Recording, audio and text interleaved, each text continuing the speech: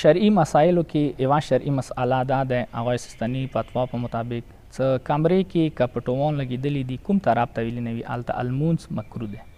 دویمه مسئله دا ده څه حمام کې المونځ مکروه ده، قبرستان کې المونځ مکروه ده. مکروه مقصد څه ثواب کم ده، باطل نه ده. نن سبا دا وردسې ده او موسم د ساړه ده انګیټې لګوو برچخانې کې المونځ مکروه ده.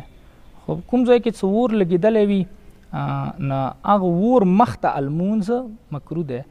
انګیټې چې ته لګېدلي دی هغې ټولې کمرې کې مکروه نه دی، خو که چیرې تو جنماز انګیټې ته مخ سې دا واچولو نو چونکې هغه اور ایتو مخ ته دی نو دی وجې نه ایتو المونځ ثواب کې کمای ارتلی شي پکار دی مخ سې دا ورته المونځ ونه شي.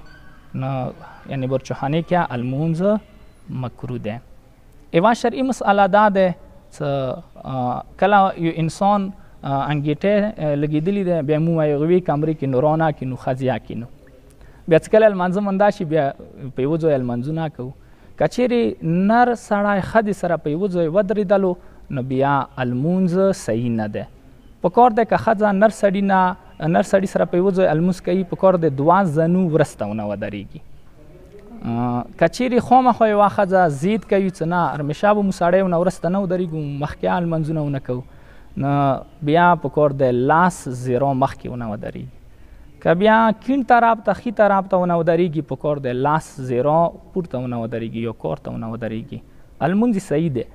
اما که منځ کې پرده دی بیا که ښځه مخکې ویلوړه وي څه پر نه کوي، که وروسته ویلوړه وي دې کې بیا زیرا او زنو ضرورت نشته دی. خو پارک نه کوي دا کومه مسئله څه ما وکړه یو یې څه ما مور دی ایتو مور وي ته په یوه ځای لمونځ نشي ورسره کولی، که ایتو کور والا وي، که ایتو لور وي، که ایتو خور وي بیا ته لمونځ نشي کولی. اما که چیرې یو نر سړی لمونځ کوي ښځې غریبانې صرف کمرې کې ناستې دي بیا پار نه کوي، صرف یوه ټیم باندې لمانځه کوله صحیح نه دی. والسلام علیکم ورحمة الله وبرکاته.